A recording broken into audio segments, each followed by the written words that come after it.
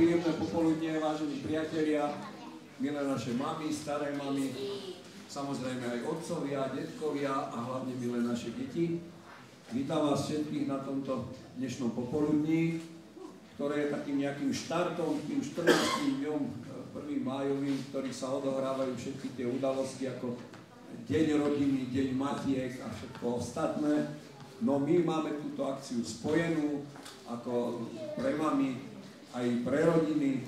No a samozrejme máme tu pripravené naše deti z materskej školky Žanberety Molovej, to je cirkevná materská školka na území Dubravky, ktoré si pre nás pripravili jeden pekný úvodný program. Aby som ja dlho nehovoril, poprosím naše deti, aby nám ten program svoj, ktorý majú pripravený, ukázali.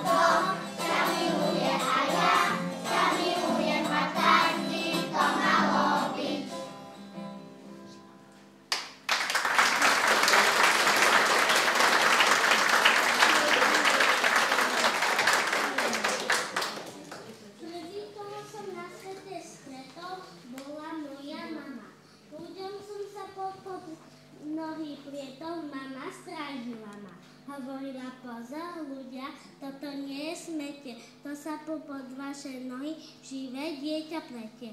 Nestupte mu na hlavu, malo by ju bolavú.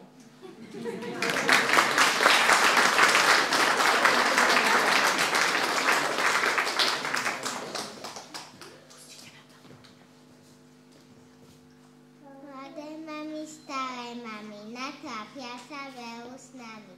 Sijú, peru, varia stále, boli vás aj oni malé, vraj chodili do školy, keď sme tu my neboli. Časak ako oblak letí, prišla svadba, prišli deti. A starosti to viem sama, svojej bábe ja som mama. A ja dneska sviatok mám, lebo jeden všetkých mám.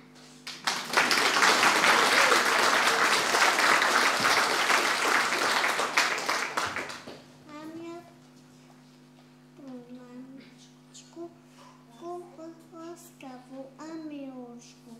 Dám jej kosu malička, červenistá ružička.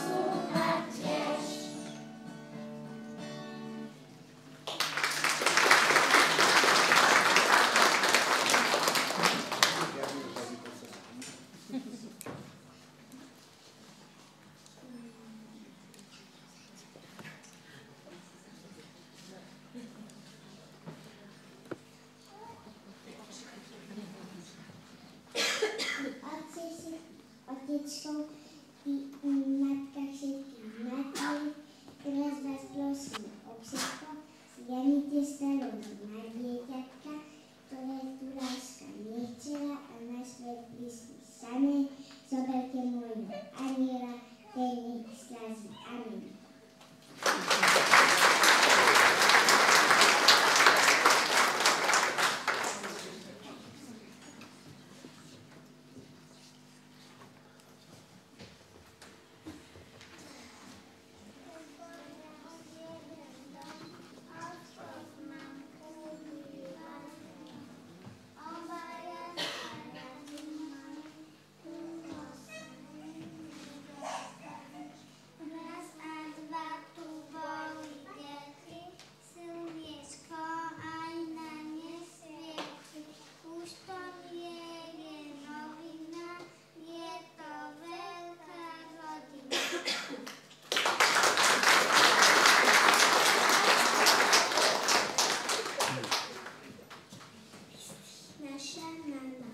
Naša mama zavčas rána stáva prvá celkom sama, bez budíka, Hančo, kohútky, kvítka. A o chvíľu cin, štrngne hrnček, bzučí plyn. Po podlahe z lahučky, sem tam chodia papučky. A potom už rozvoniava v celom byte čerstvá káva. To sa nám už vesele vyskakuje z postele.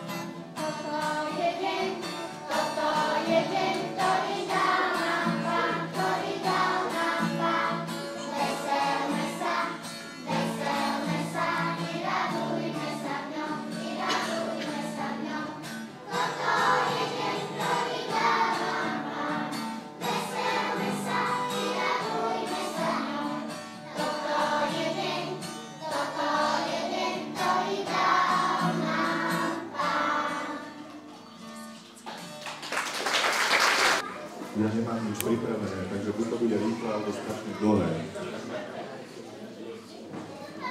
Asi sa po tých deťoch vždy hovorí ťažko aj zbytočné, o nich príliš veľa hovoriť. Môžeme vám len ten dnešný deň prijať a povedať vám, že sa tešíme, že vás máme a že si to človek uvedomuje vo svojom živote. Ani nie tak možno, keď je to malé dieťa, ale o to viac si to človek uvedomuje, čím je starší, že dokiaľ má tú svoju mamu, tak jednak sa má vždy kam vrátiť a jednak ho vždy niekto v tom srdci nesie. No a tak vám v ten dnešný deň chceme prijať všetko dobré, veľa zdravia, Božích milostí a tiež vám zase povedať, že aj my vás v tom srdci nesieme. A myslím, že niekedy s tým pribúdajúcim vekom a mnohými prežitými vecami ste v tom našom, alebo či tomu nášmu srdcu bližšie a bližšie a že v tom našom srdci vám všetkým určite patrí nenahraditeľné a nezastupiteľné miesto. Takže ešte raz vám všetkým prajem pekný sviatočný deň. Všetkým krásny deň, že je krásny, tak to už každý pochopil, pretože oslavujete. Dokonca vy ste si to syntetizovali do jednoho sviatku, tie dva sviatky, takže radosť by mala byť dvojnásobná. A potom si myslím, že pekný už je tým, keď nás tak krásne privítali a pekne vystúpili naše deti. A práve to dieťa jedno ma tam inšpirovalo, keď sa vyjadril na adresu hlavne mamičiek. A ja som v tom momente si taktiež spomenul na svoju mamu, pretože keď sa povie mama, tak určite každý z vás, ako ja aj vy, si spomeniete hlavne na svoju mamu. Je to tak nejak v ľuďoch zakodované. Spomínam aj ja s láskou a s ďakou. Rovnako každé decko počasie zistí, či už to sa dozvie od rodičov, že práve to slovo mama je asi prvé vyslovené, ktoré dieťa zvládne. Je to rozdieľ na celom svete tak, takže skutočne tá matka má nezastupiteľné miesto a významné miesto v spoločnosti, v každej usporiadanej slušnej spoločnosti. Rovnako aj ja som mnohokrát rozmýšľal nad tým, nad svojou matkou a možno ľudia si ani neuvedomia, že vedia tú matku najviac oceniť vtedy, keď vlastne zomrie. Vtedy si premietajú celý ten život, ako sa strávili, čo im vlastne chýba. Áno, je to matka alebo usporiadaná rodina, je človek napriek tomu, že je v zahraničí, že je na štúdia a vracia domov, je to taký bezpečný prístav, kde môže bezpečne zakotviť, kde si tú svoju schránku ako loď dokáže opraviť a môže ďalej existovať. Je to krásne. A myslím si o matkách, ako takých sa dá veľmi veľa rozprávať, veď najväčší umelci, či už to boli, ja neviem, básnici, spisovatelia, maliári, sochári a tak ďalej, vytvorili práve diela, ktoré súvisia s matkou a jej dieťaťom. Teda tie kvety, najkrajšie kvety života, to je vlastne ten plod toho spolunažívania. Viete, ja som zalistoval taktiež, keď som sa ženil a som asi vstupoval do manželstva s predstavou, že áno, končí ti sloboda, že teda uzatvárame zväzok a že teda asi by mal žiť tak, aby som kopu starostí, ktoré som mal, zdvojnásobil aj o tie, ktoré bude prinášať rodina. Zároveň som si uvedomil, že prakticky polovicu práv sa musím zbaviť, pretože tie práva musím preniesť aj na manželku a teda nielen rozhodovať ja, ale dvojici, možno neskôr ako rodina. Rád som to urobil a preto vám poviem, ak mám trochu zafilozofovať, neviem si predstaviť dnes niektoré rodiny mladé, keď sa zoberú a nezoberú sa, jednoducho žijú a majú dieťa. Pokladám to za nekompletnú rodinu, pretože to nie je, on je že otecko, ktorému budeme hovoriť, jednak sú nositeľia iných mien, každý, a druhá vec, že je to zväzok, ktorý môžu teraz zrušiť, keď sa im zachce. Myslím si, že je to celkom nesprávne, pretože tá rodina by mala byť kompletná.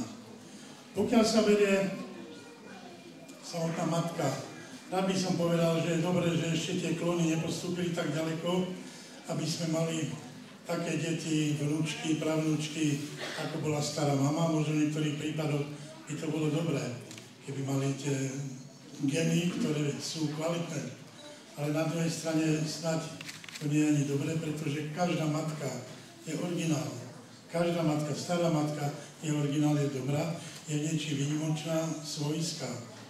Je to veľmi dobré, že takto sa nepostupuje a preto na každú matku, keď sa jej deti, vnúci pozrú do jej tvári alebo na jej ruky, do ich očí, tak si môžu predstaviť, aký tá matka, stará matka, ten život viedla. Určite tam nájde kus dobroty, kus lásky a kus odhodlania. Ja takto na moju matku spomínam. Nemal som to šťastie, ani jednu babku som nepoznal, pretože mi zomreli pomerne mladé. Takže ja mám niečo o to ukrátené, ale intenzívnejšie prežívam teraz tú lásku svojim vnukom, vnúčkam a je to taktiež krásne. Preto, milé matky, staré matky, dovoľte, aby som vám pri príležitosti týchto krásnych sviatkov poprial všetko najlepšie.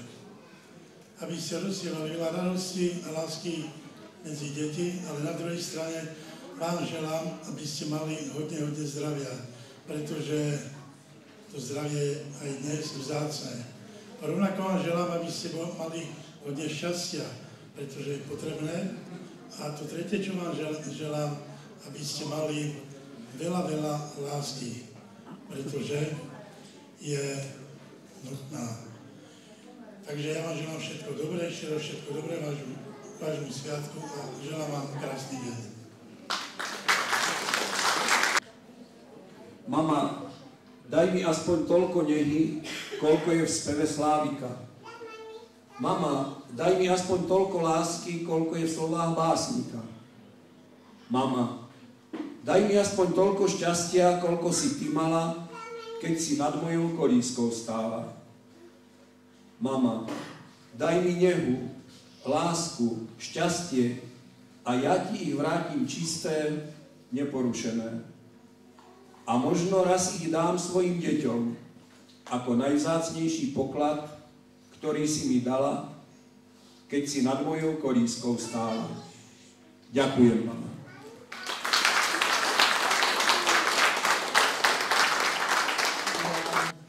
Felice perché ritorno da te, la mia canzone ti dice che il blu giorno per te. Mamma, son tanto felice viver lontano perché mamma, solo la mia canzone vola. Mamma, sarai tu, non sarai più sola, quando ti voglio bene, che queste parole d'amore, che ti non sospira un mio cuore, forse non si usano più, mamma, ma la canzone di bella sei tu la vita, e per la vita non ti lascio mai più, mamma, mai più.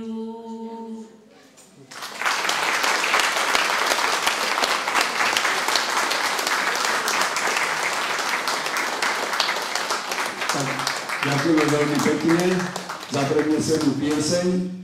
No a tým sme fakticky